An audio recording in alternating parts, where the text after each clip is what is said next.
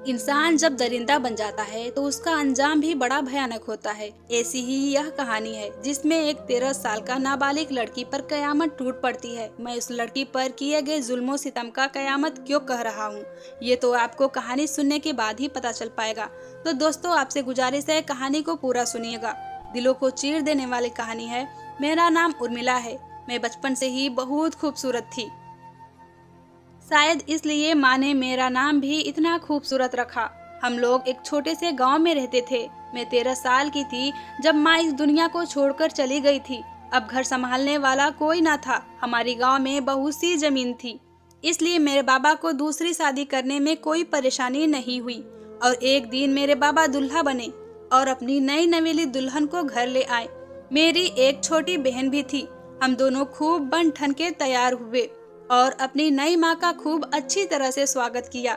सौतेली माँ, जो मेरे बाबा से उम्र में बहुत छोटी थी, लेकिन गांव की औरत होने की वजह से वह कम उम्र नहीं लगती थी, क्योंकि वह एक तंदुरुस्त औरत थी। खैर, नई माँ घर पर आ गई और मेरे बाप उसके नखरे उठाने में लग गया, क्योंकि वह खूबसूरत ही इतनी ज्यादा थी। बाबा सुबह काम पर चले जाते और हम दोनों बहनें भी स्कूल चली जाती।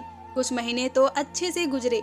फिर एक दिन स्कूल से घर लौटे तो एक आदमी हमारे घर में बैठा था। माँ ने बताया कि यह मेरा रिश्तेदार है, दूसरे गांव से आया है।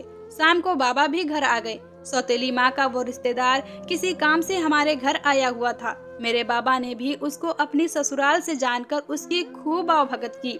कुछ दिन वह हमारे घर रहा और फिर चला गया। उसका नाम रामू था। उम्र में वह माँ से 2-3 साल छोटा ही होगा। वक्त गुजरता गया। अब वो कभी भी हमारे घर आ जाता। एक दिन हम दोनों बहनें स्कूल से घर लौटे तो कमरे का दरवाजा बंद था और माँ भी नहीं दिख रही थी। घर में बिल्कुल खामोशी छाई हुई थी। कोई आवाज भी नहीं आ रही थी। मैंने दरवाजा की हल्की सी दरार से अंदर देखा तो माँ का वो रिश्तेदार, जिसका नाम रामू था, वह माँ की गोद में सर रखकर लेटा हुआ था। माँ प्यार से उसके बालों में हाथ फेर रही थी। यह देखकर मुझे बहुत गुस्सा आया, क्योंकि वो मेरे बाबा को धोखा दे रही थी। मेरी बहन मुझसे 1 साल छोटी थी। जब यह बात मैंने अपनी बहन को बताई तो वो कहने लगी, देख लैला, ऐसे मामलों में भरे के भरे परिवार खत्म हो जाते हैं। ऐसा ना हो बाबा किसी मुसीबत में फंस जाए।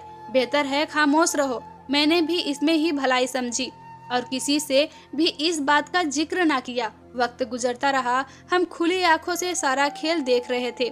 मुझे पता था हमारी यही खामोशी एक दिन तूफान बन जाएगी।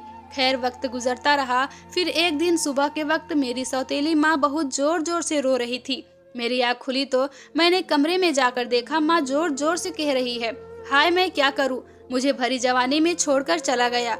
मुझे बहुत बड़ा झटका लगा, क्योंकि बाबा हमें छोड़कर चले गए थे। जब मैंने करीब से देखा तो बाबा की आंखें पथराई हुई थी और मुंह से झाग निकल रहे थे। मैं समझ गई थी कि यह सब इस मनहूस औरत ने किया है। उसने जल्द से जल्द अपने रिश्तेदार बुलवाए, उसमें रामू भी शामिल था। फिर बाबा का अंतिम संस्कार किया गया। उसके बाद कुछ दिन तो हमने आराम से गुजारे, लेकिन उसके बाद वह बिल्कुल बदल गई। बाद में बात को हमें डांटने तक बढ़ गई और फिर हमें स्कूल जाने से भी रोक लिया।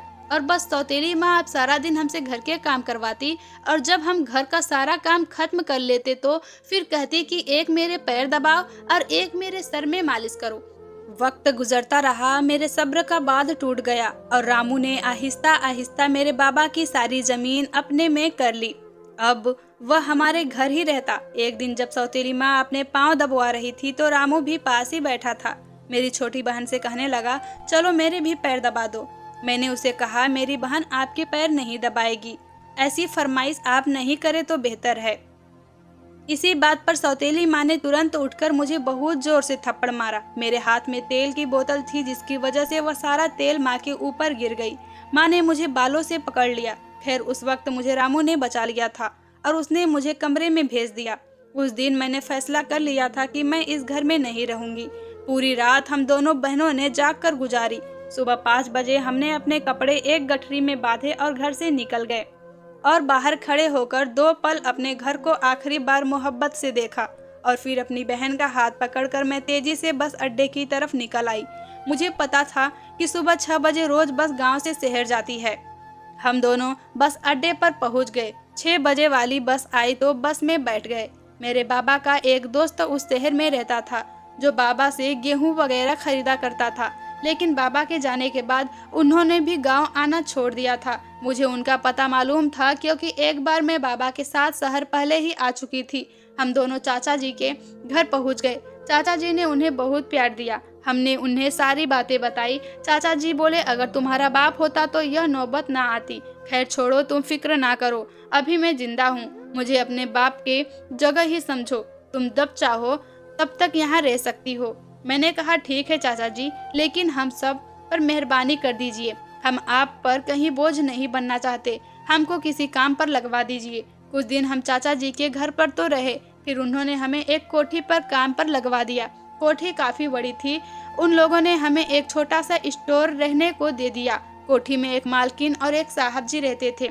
उनकी एक बेटी मुझसे थोड़ी ही छोटी थी और एक बेटा जो सिर्फ अभी 1 साल का था। कुछ ही दिनों में मैंने घर का सारा काम संभाल लिया। मालकिन भी मुझसे बहुत खुश थी। साहब जी की कोठी पर 1 से 22-23 साल का लड़का भी रहता था। जो मालकिन का ड्राइवर था, वो सुबह आता और शाम को वापस अपने घर पर चला जाता। वक्त गुजरता गया। मैंने नोट किया कि जब साहब जी चले जाते हैं तो वह ड्राइवर अक्सर मालकिन के कमरे में बैठा रहता है। इतनी हिम्मत तो ना थी कि उनसे पूछ सकती या अंदर जाकर देखती कि यह ड्राइवर इतनी देर कमरे के अंदर क्या करता है।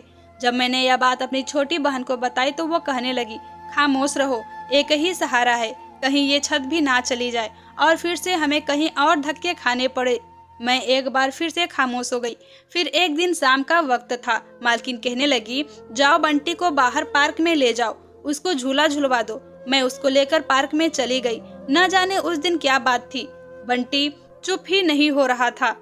काफी देर में कोशिश करती रही लेकिन वह चुप ना हुआ। मैं उसको लेकर वापस घर आ गई। इधर उधर देखा तो कोई भी नजर ना आया। मैंने सोचा छत पर होगी। मैंने बंटी को अपनी छोटी बहन को पकड़वाया और सोचा कि ऊपर जाकर मालकिन को बताती हूँ कि बंटी चुप नहीं हो रहा है। लेकिन ऊपर गई तो कमरे का दरवाजा बंद था। मैंने खामोशी से दरवाजे के सुराख से अंदर देखने की कोशिश की तो मालकिन सामने सोफे पर बैठी थी और ड्राइवर पास बैठा गंदी हरकतें कर रहा था। मैं दहल कर रह गई। सोच भी नहीं सकती थी कि इस कदर पढ़ी लिखी और समझदार औरत ऐसा भी कर सकती है। उसी दौरान मालकिन ने मेरी आहट महसूस कर ली और दरवाजे के नीचे वाले हिस्से से उसने मेरे पैर देख लिए। वह एक बिजली की तरह तेजी से उठी और लपक कर दरवाजा खोल दिया। मेरी समझ में न आया कि मैं अब करूँ तो क्या करूँ। फिर मालकिन ने मेरा बाजू पकड़कर जोर से अंदर खींच लिया और दरवाजा बंद कर दिया। फिर एक जोरदार थप्पड़ मेरे मुंह पर मारा और कहने लगी, तुझको तो कहा था ना कि बंटी को बाहर पार्क में ले जा। मैंने कहा मालकिन, लेकिन उसने मेरी बात ही नहीं सुनी। तुरंत ही मुझे बालों से पकड़कर जमीन पर गिरा दिया और एक जोरदार लात मेरे पेट पर मारी। मैंने हाथ जोड़े। मैंने कहा, मालकिन मैंने कुछ नहीं देखा। वह बोली, तुमको अभी बताती हूँ कि तुमने क्या देखा और क्या नहीं। और फिर उसने ड्राइवर को इशारा किया। ड्राइवर ने मुझे पकड़ लिया। फिर वह औरत सोफे पर जैसे ही तमाशा देखने के अंदाज में बैठ गई और उस ड्राइवर ने उसी के सामने मेरी इज्जत की धज्जियां उड़ा दी। मैं रोती रही, चीखती रही, चिल्लाती रही, लेकिन मेरी आवाज़ सुनने वाला कोई नहीं था। कुछ देर के बाद वह दोनों मुझे कमरे में ही छोड़कर नीचे चले गए। अपनी बर्बादी पर सिवाय आंसू बहाने के और कुछ नहीं था मेरे पास। शाम को साहब जी घर आए तो आते ही उन्होंने मुझ पर बरसना शुरू कर दिया। कहने लगे, तुमने मालकिन के पर्स से पैसे चुराए हैं। मैंने कहा, नहीं साहब जी। इतने में मालकिन उठी और मेरे मुंह पर थप्पड़ों की बारिश कर दी। कहने लगी, खुद मैंने अपने कमरे की अलमारी से पैसे चुराते देखा है। उन्होंने ड्राइवर को बुलाया और कहने लगी, आप चाहे तो इससे पूछ ले। वह ड्राइवर कहने लगा, जी साहब जी, मैंने इसको खुद ऊपर वाले कमरे में जाते देखा था। फिर मालकिन बोली, इसको अभी और इसी वक्त घर से निकाल दो। साहब जी अच्छे आदमी थे। वह कहने लगे, अच्छा छोड़ो, माफ कर दो, छोटी मासूम बच्ची है, कहाँ जाएगी, इनका तो यहाँ कोई है भी नहीं। फिर साहब जी ने मुझे अपने पास बुलाया और कहने लगे, देखो आज के बाद चोरी मत करना, जो चीज चाहिए मुझे बता देना। मैं नजरें झुकाए खामोश खड़ी थी। एक गरीब बेसहारा लड़की इससे ज्यादा और कर भी क्या सकती थी। वक्त गुजरता रहा और मैं अपनी आंखें और कान बंद करके अपना वक्त गुजारती रही। 2 साल ऐसे ही बीत गए। एक दिन मालकिन और साहब जी को किसी काम से बाहर जाना था। जब भी बाहर जाते तो ड्राइवर को छुट्टी दे देते।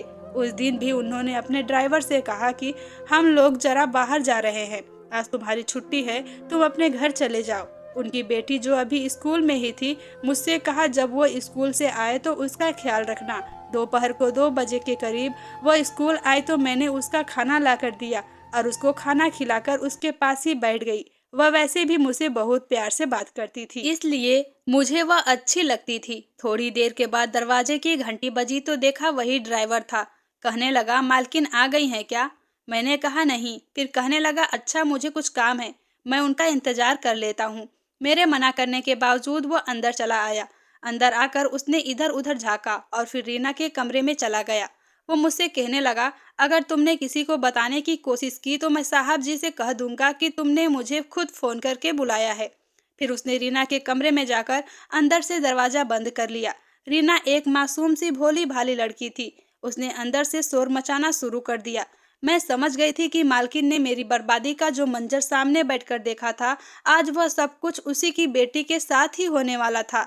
मैं छुपकर देखना तो चाहती थी, लेकिन मैं ऐसा नहीं कर सकती थी। शायद मेरा जमीर अभी भी जिंदा था। मैं भागकर पास वाले घर में गई और उनको सारा माजरा बताया। उस घर के मर्द जल्दी से मेरे साथ आ गए। उन्होंने आते ही जोर जोर से दरवाजा पीटना शुरू कर दिया। फिर उस ड्राइवर ने घबराकर दरवाजा खोल दिया। मोहल्ले वालों ने फोन कर जल्दी से घर वालों को आने को कहा। थोड़ी देर बाद मालकिन और साहब जी घर पर आ गए। पहले तो उन्होंने उस ड्राइवर को बहुत मारा और फिर उसे पुलिस के हवाले कर दिया। दिल तो बहुत चाह रहा था कि आज मालकिन का भी पर्दाफाश कर दूं, लेकिन पहले की तरह एक बार फिर से खामोश रही। जानती थी कि साहब जी बहुत अच्छे आदमी है और जब उनकी पत्नी की असलियत का उन्हें पता चलेगा तो उनका घर बर्बाद हो जाएगा। नाबालिग रीना के साथ जबरदस्ती बलात्कार के जुर्म में उस ड्राइवर को फांसी पर लटका दिया गया। मैं भी बहुत ज्यादा खुश थी क्योंकि रीना के साथ साथ वो मेरा भी कसूरवार था। फिर एक दिन मालकिन ने मुझे अपने पास बुलाया और मेरे आगे हाथ जोड़कर मेरे कदमों में गिर बैठी। कहने लगी, मैंने तुम्हारे साथ बहुत बुरा किया था, लेकिन तुमने फिर भी मेरा राज नहीं खोला। मुझे माफ कर दो मेरी बच्ची, मुझे माफ कर दे। आज से तुम दोनों बहनों अपनी बेटी से भी बढ़कर परवरिश करूंगी। मैं कर भी क्या सकती थी? मेरे आंखों से तो सिर्फ आंसू बह रहे थे। अपनी छोटी बहन के आने वाले कल के बारे में सोचकर मैंने मालकिन को साफ साफ माफ कर दिया। और आज हमने उस मालकिन के प्रायश्चित की बदौलत अपने असल बाबा की पत्नी यानी हमारी सौतेली माँ से भी जमीन जायदाद वापस ले ली है। और हम सब बेइंतहा जुल्म करने के जुर्म में, हम नाबालिग बहनों को घर से बेघर करने के जुर्म में उन दोनों को यानी रामू और मेरी सौतेली माँ को उम्र कैद की सजा सुना दी गई है। तो दोस्तों, ये थी हमारी आज की कहानी। आपको ये कहानी कैसी लगी हमें कमेंट करके जरूर बताएं। वीडियो को लाइक और चैनल पर नए हो तो सब्सक्राइब कर ले। धन्यवाद।